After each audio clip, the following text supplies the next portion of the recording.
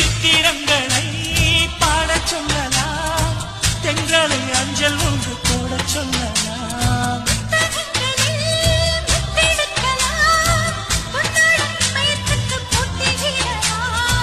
பூமிக்கு பொட்டு வைத்து பார்க்கலாம் பார்க்கலாம், பூவுக்கும் ஆடை தைத்து போடலாம்.